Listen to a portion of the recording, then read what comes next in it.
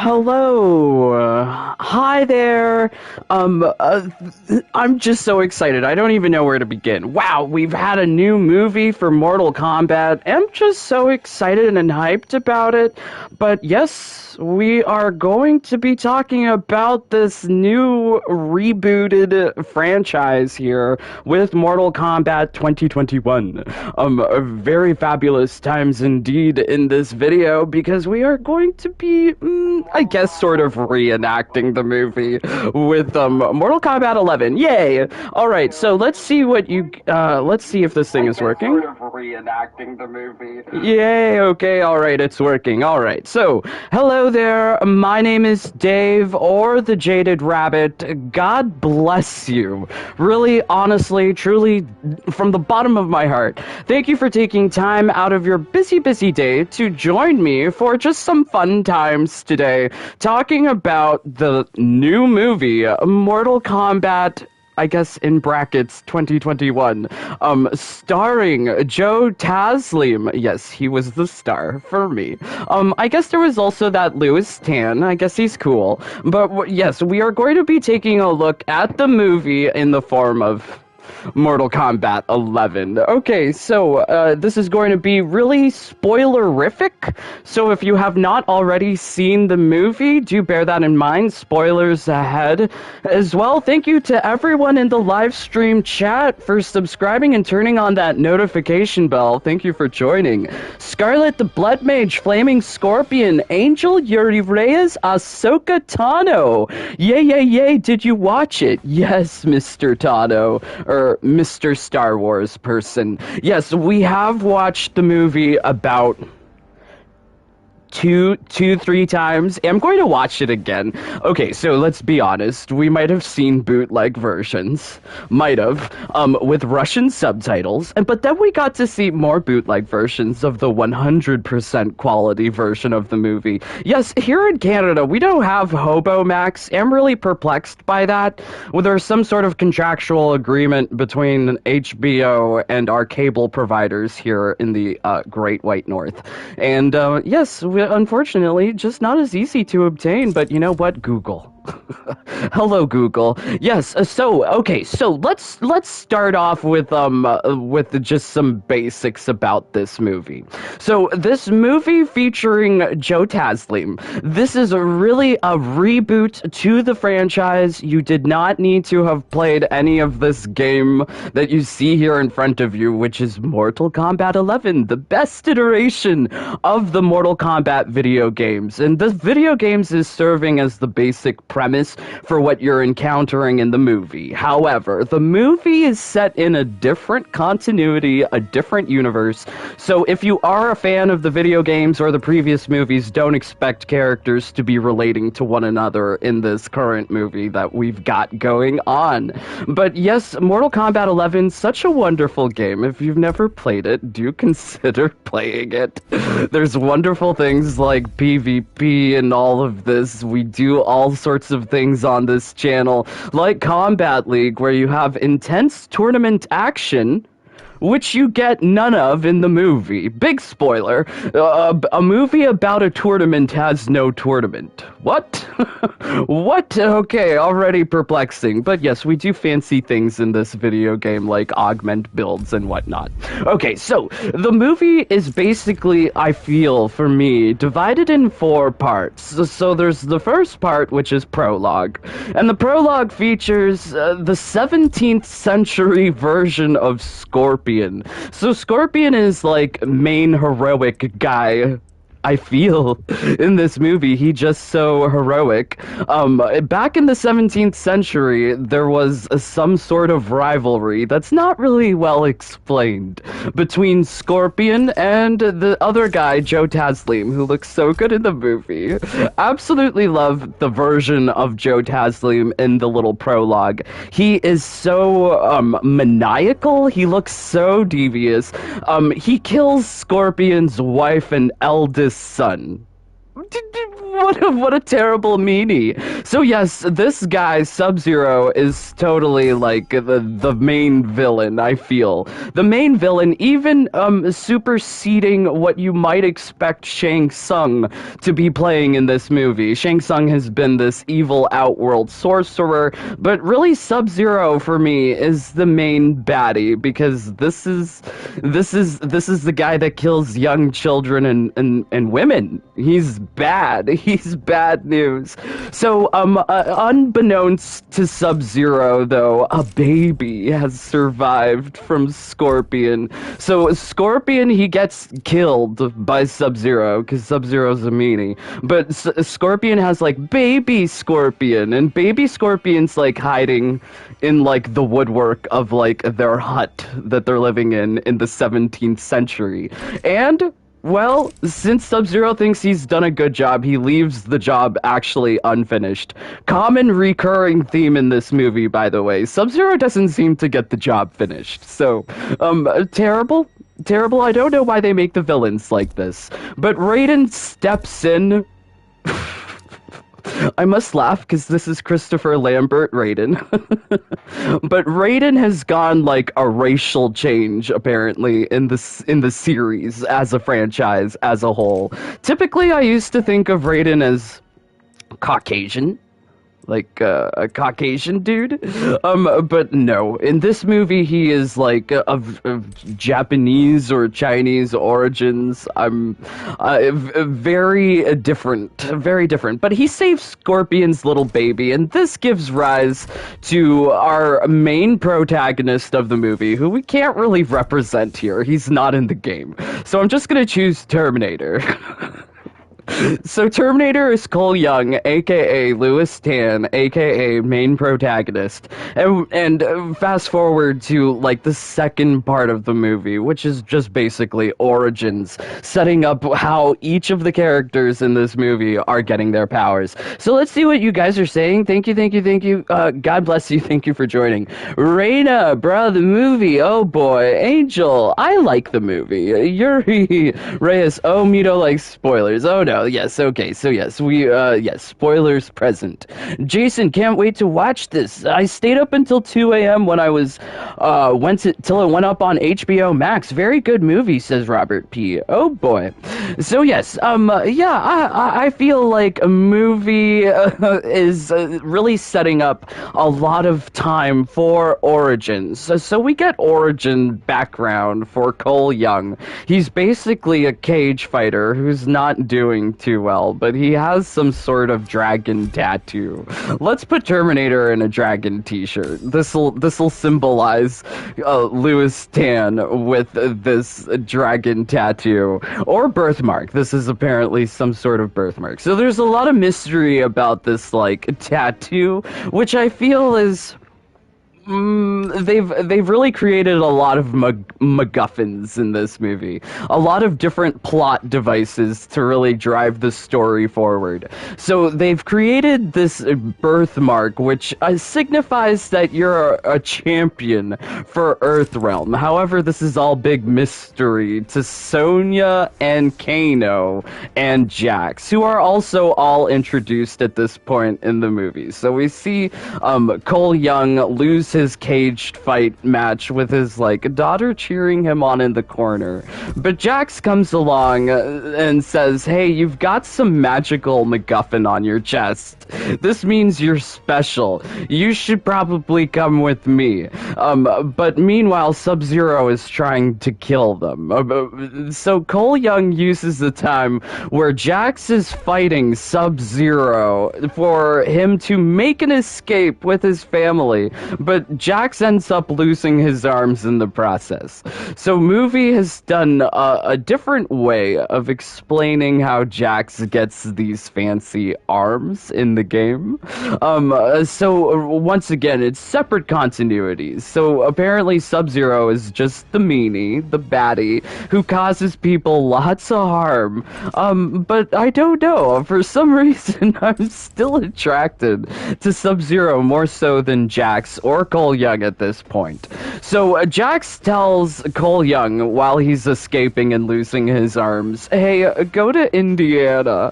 There's Sonya there. Go find her. So Cole leaves his family at like a motel or a cabin or somewhere in the woods for safekeeping, and he's off to find, well, not Bridget Wilson, but we've got what's her name? Catherine McNamee? Yes, we've got Catherine McNamee portraying Sonya, and Sonya apparently has like some obsessive compulsive disorder with trying to figure out like the dragon tattoos. So she has a whole bunch of like things pinned up on the wall, but she's also got Kano locked up in a cage too, because he's got the dragon tattoo. This magical girl with dragon tattoo business is very much prevalent throughout the movie. It's very much absent from the games. I don't think the games has ever delved into trying to create like some sort of dragon tattoo theme. But Kano is locked up too with Sonya, and Sonya has him prisoner because apparently he killed a previous champion with this tattoo, and the tattoo just magically transfers if you kill so-and-so. So yeah, apparently this dragon tattoo has a lot of hype, so Sonya wants to figure out how this all correlates to things that she has figured out about a tournament. But the tournament is really not the point of the movie. The point of the movie apparently is trying to find your magical superpowers with a dragon tattoo, which is completely different from the games. Like here, like Kano has a cybernetic eye. However, in this like beginning parts of the movie, apparently people must train in order to find their magical superpowers. So whereas it's some sort of cybernetic enhancement here in the games, it's completely different in the movie.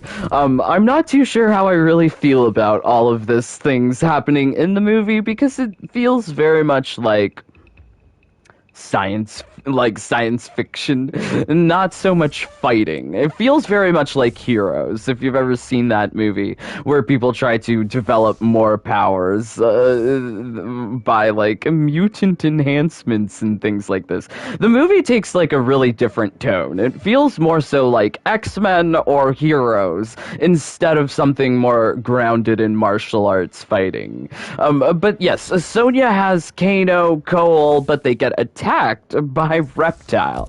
Well, I feel like a Reptile fight in this movie was very like not the thing, not the tea. It was not happening good in this movie. I was not enjoying the CGI characters, so they had Reptile fighting with Kano inside of this like crazy man's like a hut with Sonya with all of these like pictures everywhere.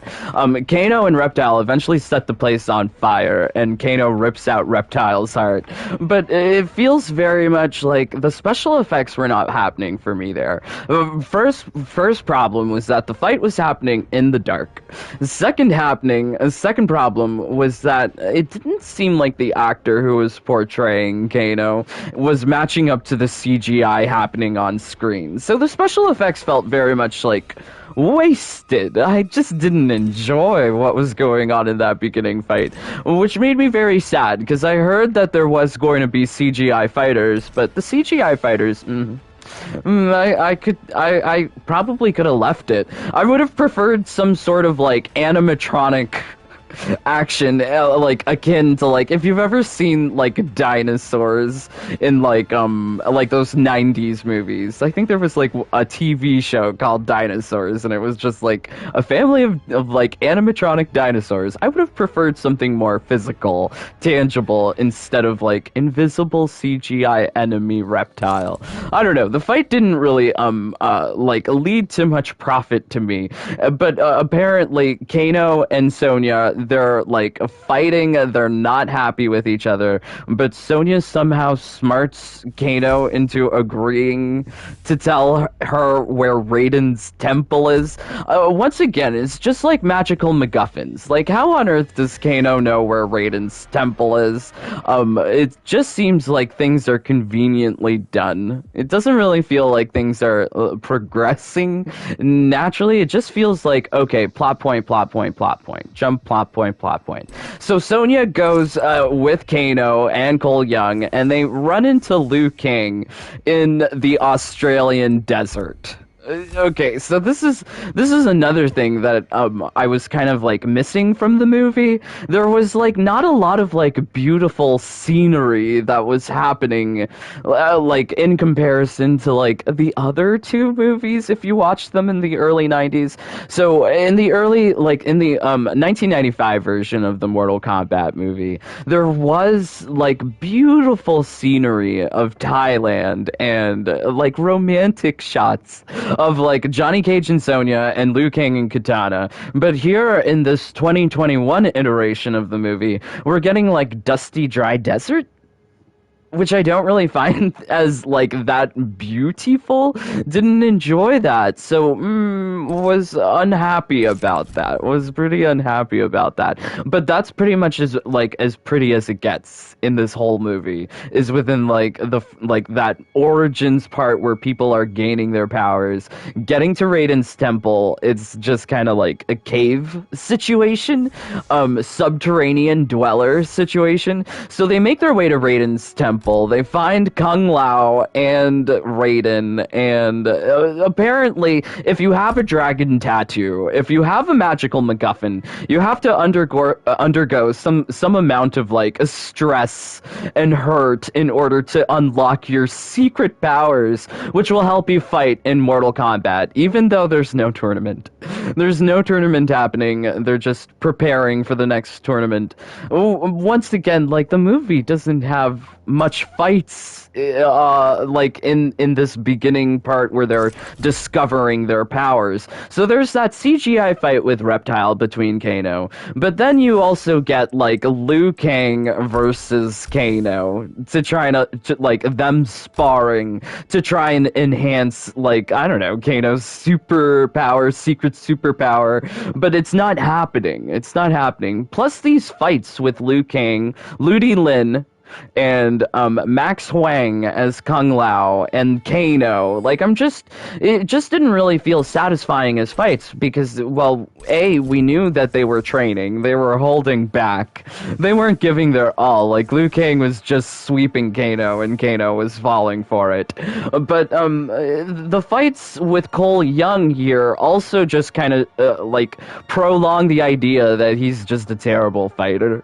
He doesn't really progress much in this training sequence with Liu Kang and Kung Lao, whereas Kano really gets his superpower at this point. He's able to go like laser eyes from the eye during like a fight, a verbal fight with Kung Lao and Liu Kang. And this like whole beginning part of the movie, there's just not really fights, which I was hoping for, considering it's like called Mortal Kombat. It should be about combat.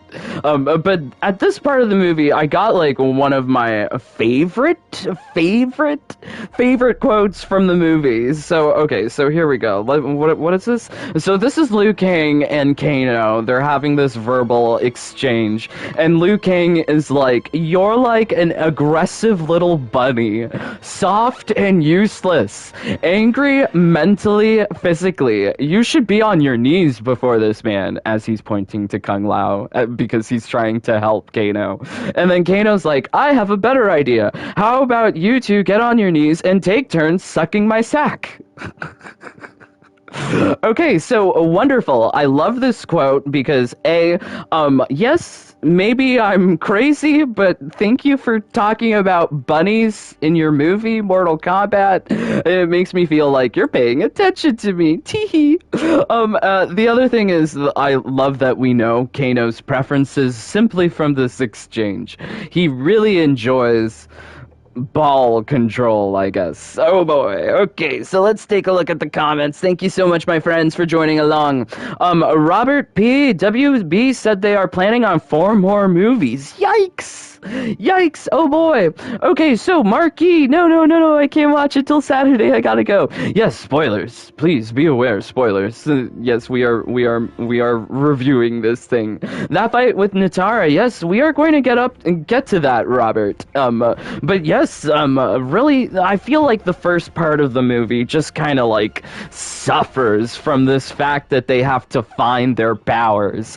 Really, why don't they already have their powers? Kano should already be like cybernetically enhanced.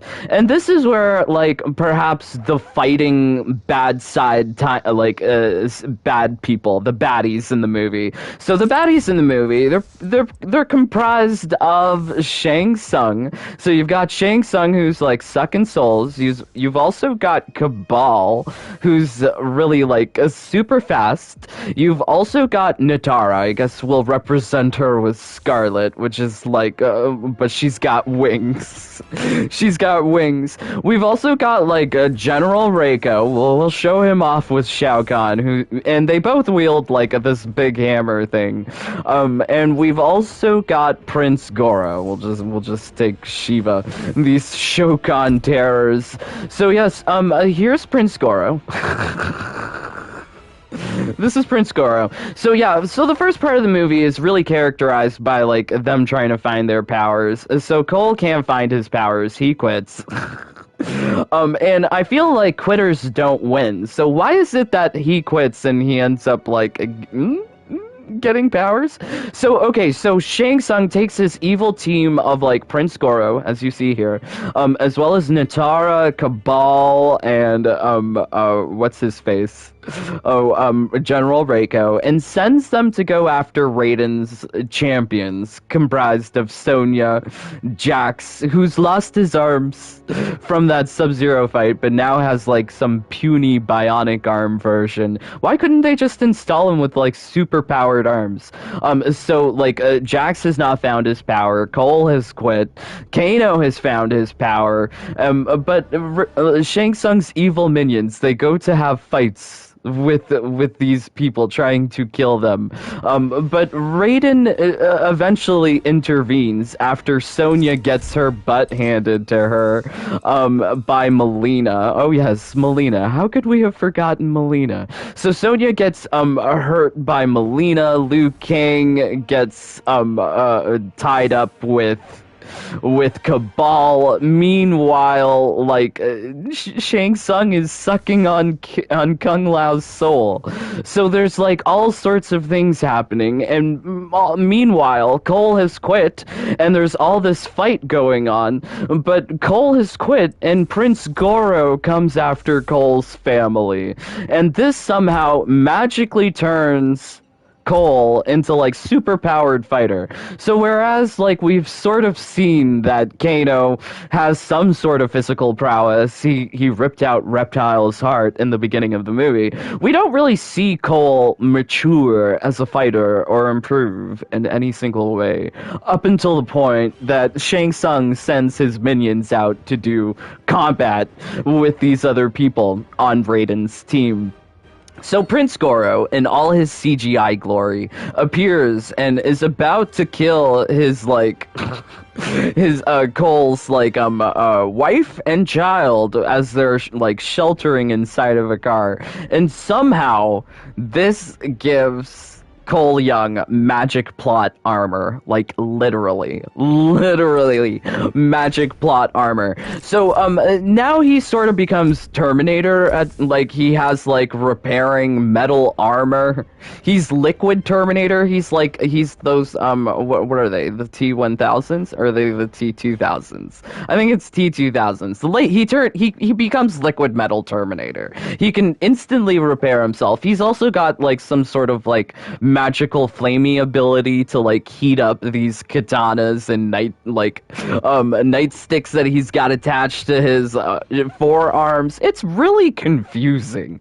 I'm not digging Cole Young's powers because it just seems very much overpowered, and I must like reference Terminator here because he's like turning into like Liquid Terminator for me. He's changing his body morphology with this like malleable metal thing. Also, Cole is like shirtless now. Like that's probably the most time we see him shirtless, and meanwhile he's wearing like a full suit of like metal armor.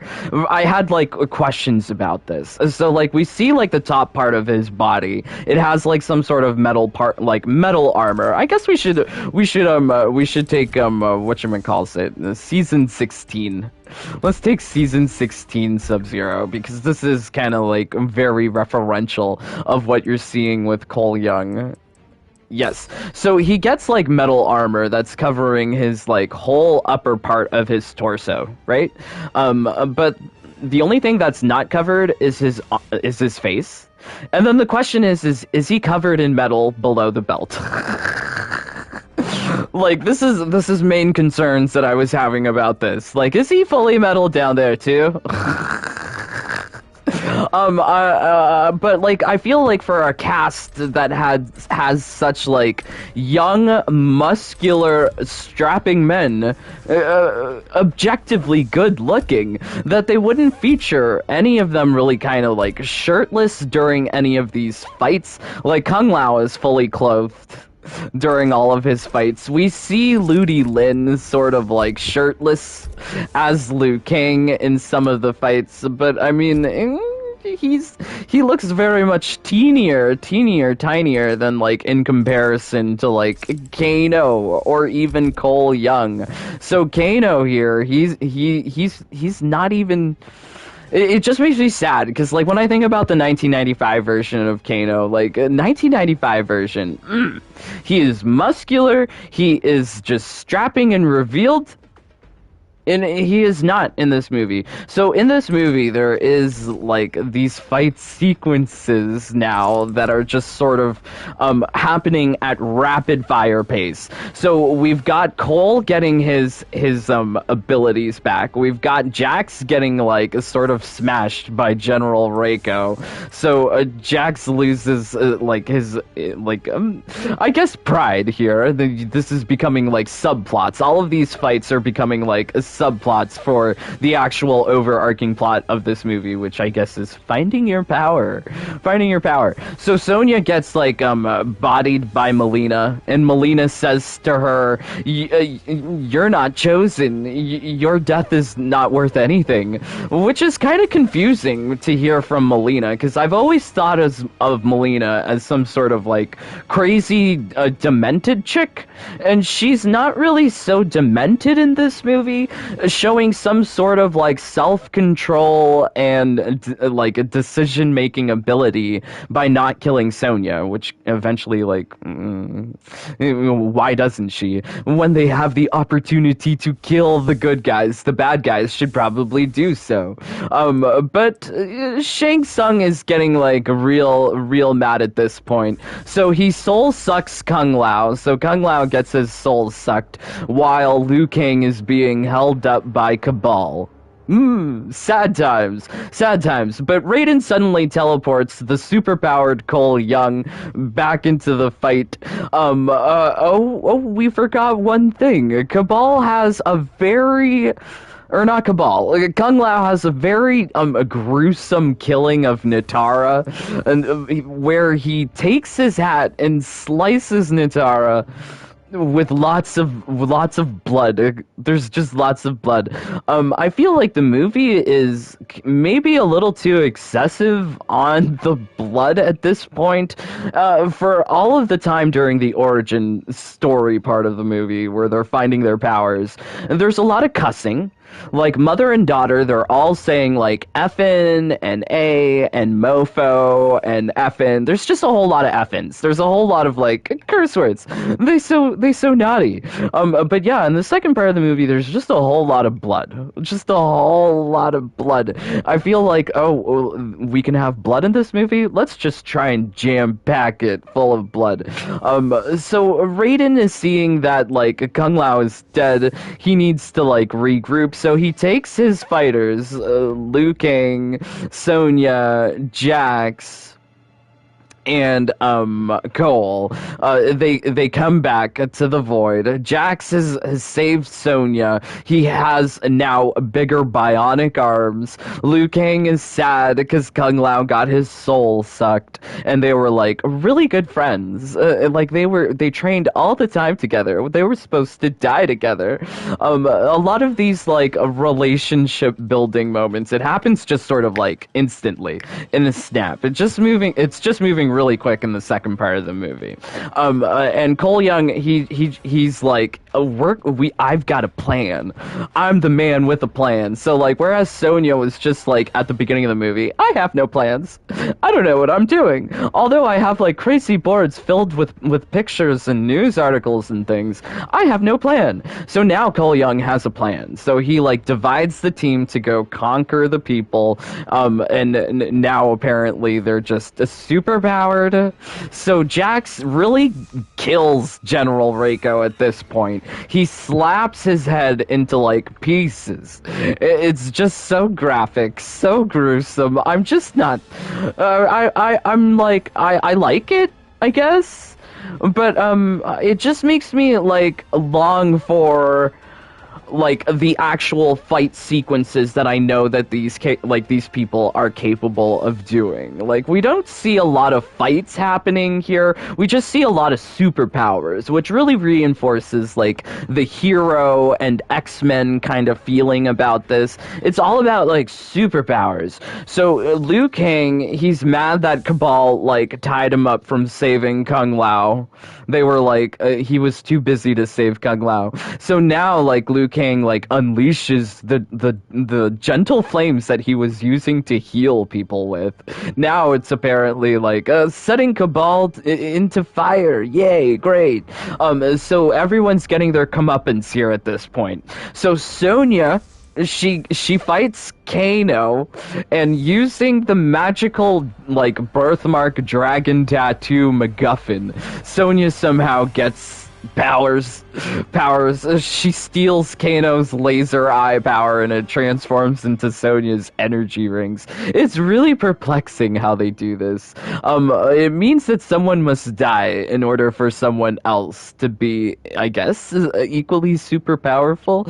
But it really feels really different from the 1995 version. Whereas Christopher Lambert in that movie was explaining that even though these people have crazy powers, even mortals can rise up in combat and overtake them.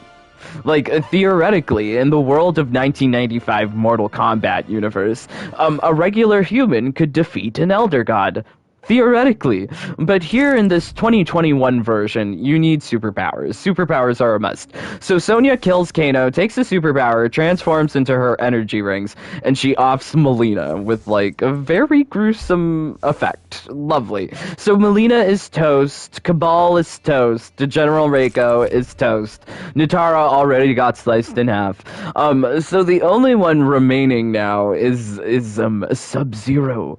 So Sub-Zero shows to Cole that he's captured his wife and child. So Cole just rushes off to fight Sub-Zero, even though his original plan was that they all come together and fight Sub-Zero. So he's like, F it, screw the plan, I'ma do my own thing. And the other guys are just kind of like left there doing nothing, I guess. Raiden, meanwhile, is doing nothing throughout all of this, which I guess is very much in character.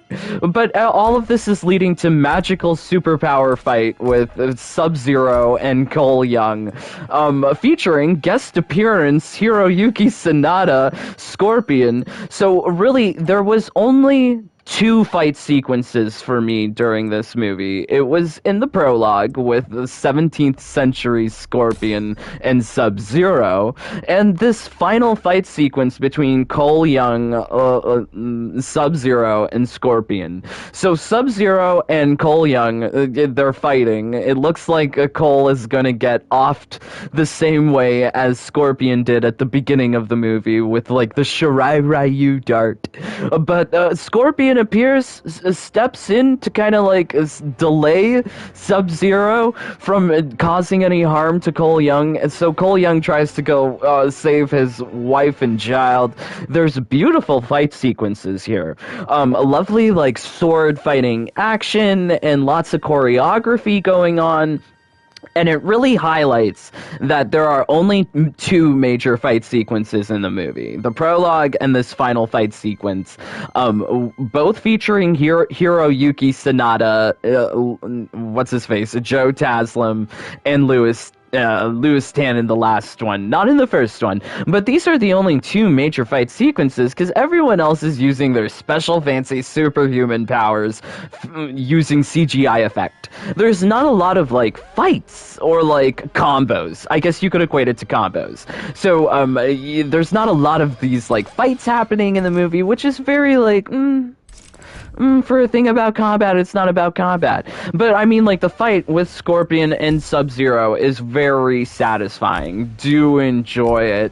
But I feel like a lot of the stuff that was really good in the movie, in terms of it being like a fight movie, was kind of telegraphed from the commercials, from the preview, from the initial 7 minutes of the movie being released on YouTube. A lot of that stuff was already there, and not a lot was to be surprising in the movie, actually. In the movie, I think what was actually surprising was the amount of swearing, the amount of CGI effect, and the lack of understanding of some of these things. Like, I did not understand how all of these people have, like, superpowers from, like, a magical tattoo.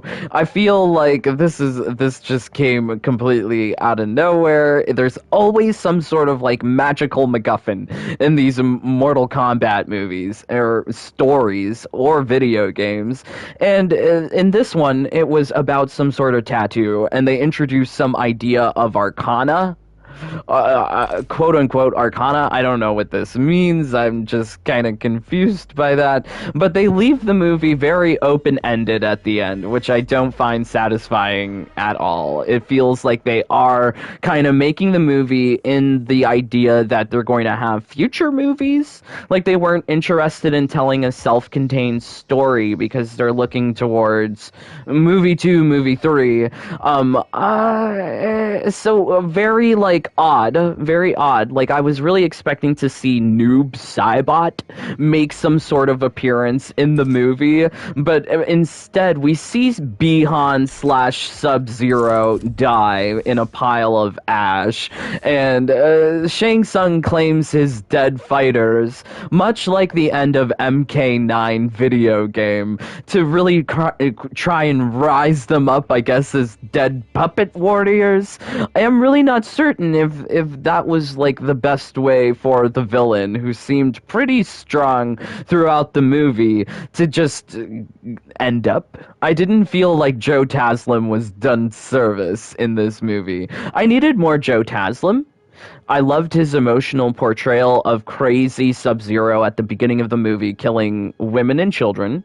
I loved seeing his actual, like, little hand movements and fight sequences with Scorpion and Hiroyuki Sanada and Cole Young. I thought that he was a great fighter, but we didn't see enough of him, I feel. Also, he made a lot of silly decisions in the movie.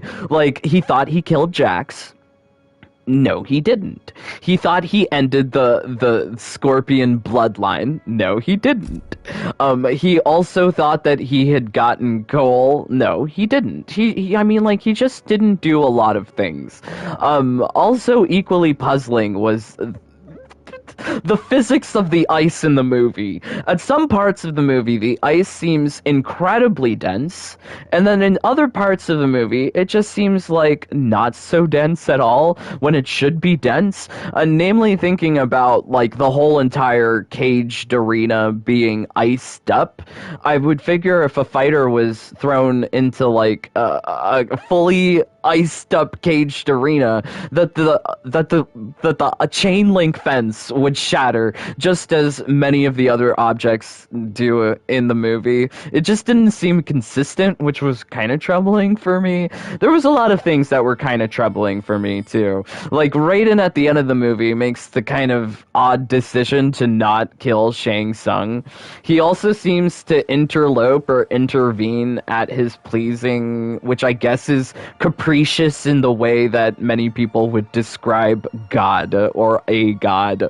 But I feel like the lore and the mythology of Elder God, Mortal Kombat, Tournament, these concepts were sort of touched on in the movie, but not fully explored, is sacrificed in favor of really building up more than half of the movie to introduce characters and let them find their superpowers, which I feel like a lot of that could have just been condensed if they had already had their superpowers at the beginning of the movie.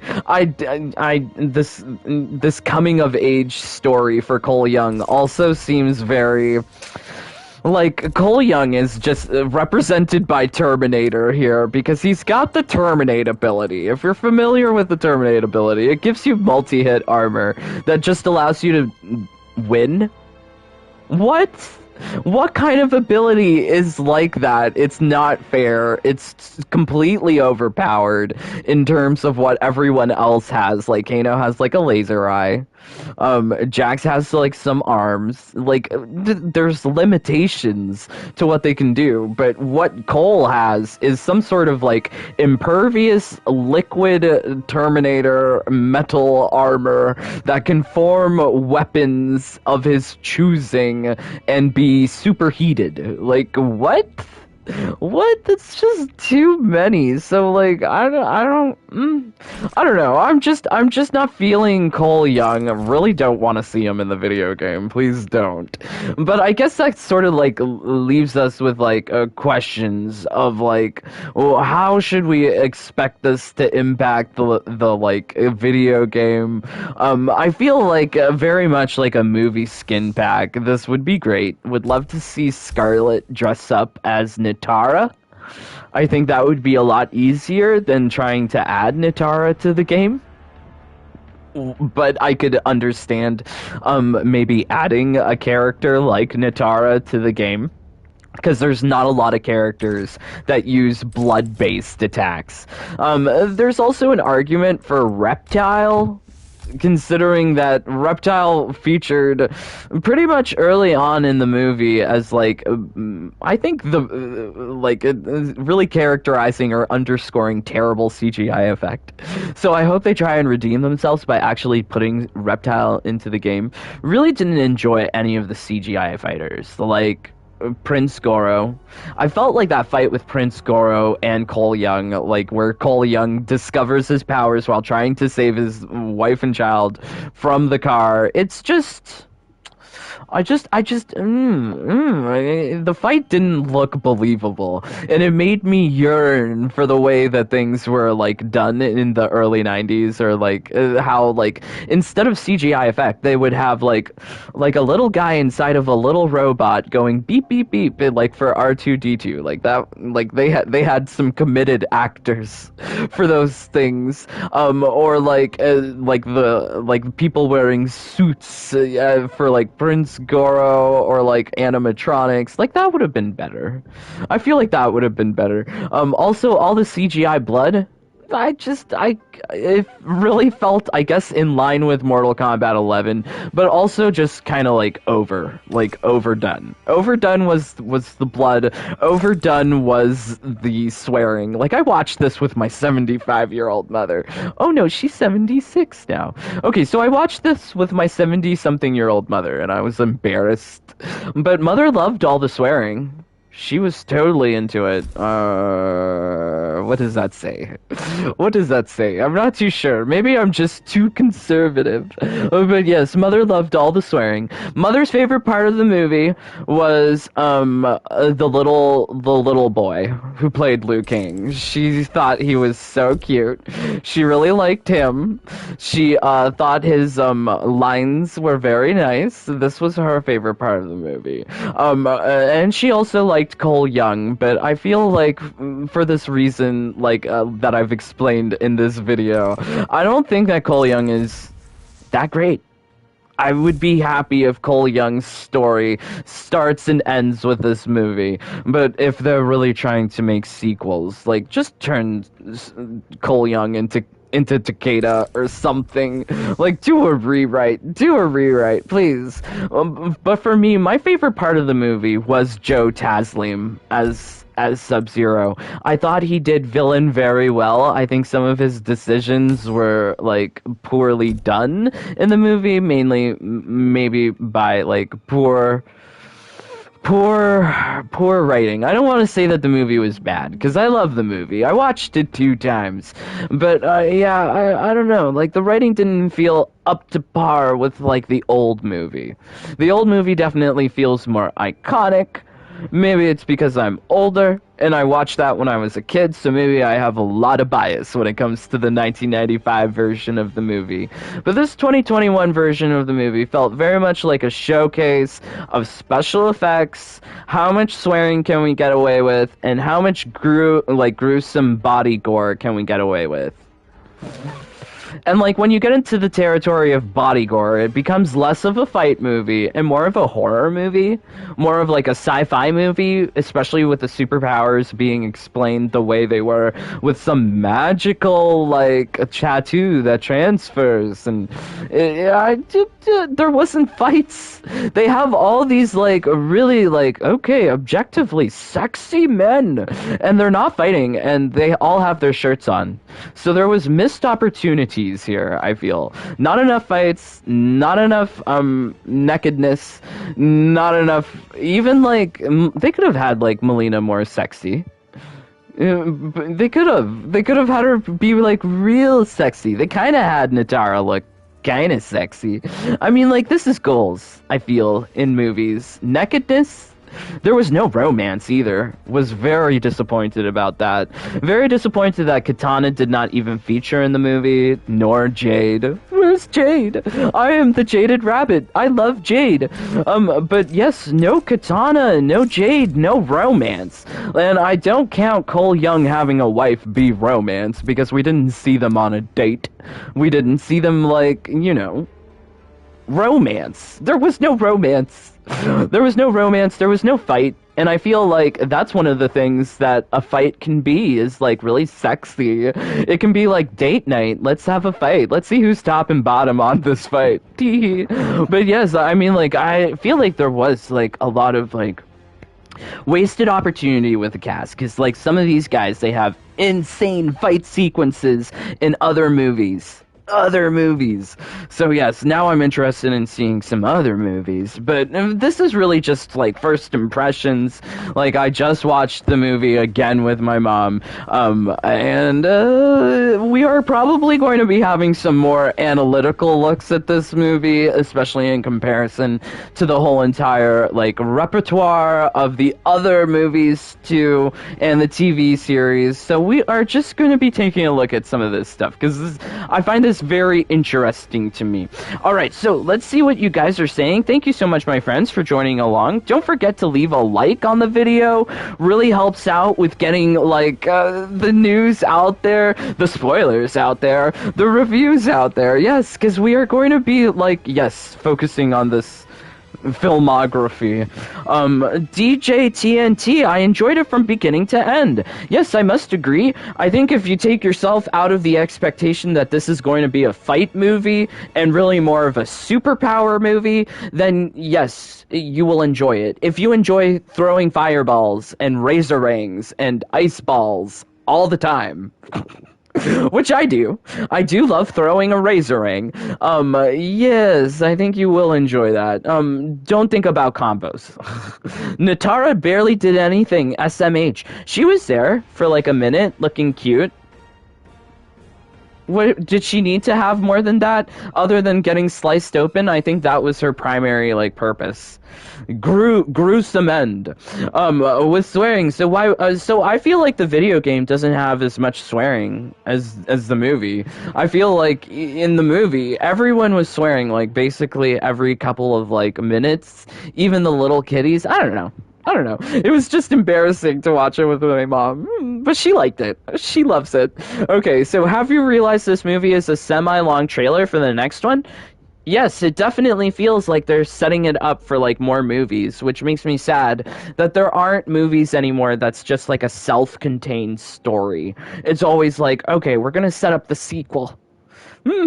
Okay. Okay. So, you can throw him. Oh, yes, you can throw Katana's fans. Unfortunately, Katana was not in the movie. I'm so sad about that. Okay, Ragnar, watching on my console, but signed in to say hi. Hey there, Ragnar. Thank you so much, my friend, for joining along. All right. So, yes, please do leave a like, a comment, a subscribe on the video. Really helps out. Plus, I'm super interested to know what you think of the movie. Love reading your comments. We've also got a Twitch, a Twitter, a Discord, so if you want to continue the conversation, we have a kind and welcoming community over on Discord that anyone can join. Please join. We've also got a members club where you get all sorts of exclusive perks like secret videos, secret strategies, a one-on-one time, lovely times that we get to play the game together. So do consider joining that. Really makes everything possible here on the YouTube. But if you're familiar, we usually have a sing-song at this point, celebrating our dear members who join up. So, okay, all right, let me let me warm up.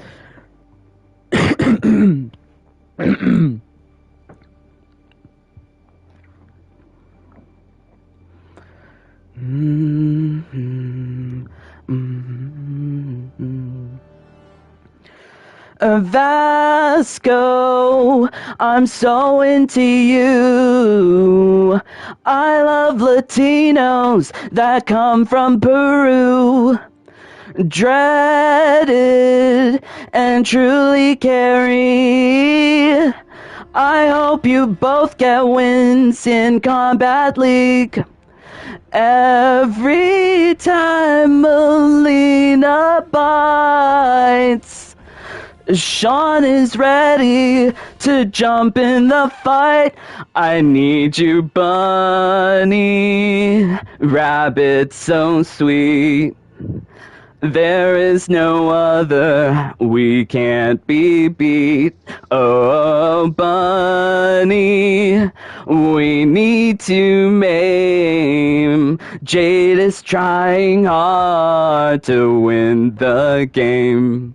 Oh boy, yeah, do you know this song? Yes, love you, my precious bunnies and rabbits. We'll customize sing-songs for you. But yes, OMG, I think, I think the best way to leave it is with this quote, again, from Kano. I love it. So Liu Kang tells him, you're like an aggressive little bunny, soft and useless, angry, mentally, physically. You should be on your knees before this man. And then Kano's like, I have a better idea. How about you two get on your knees and take turns sucking my sack? Teehee. Teehee, love that. Love that line. Thank you, Warner Brothers. Thank you, NetherRealm, for acknowledging the power of aggressive bunnies. Oh boy. Okay, so yes, until next time, please stay safe, stay healthy, stay happy. Bye, my friends. Take care. Peace. Love you guys.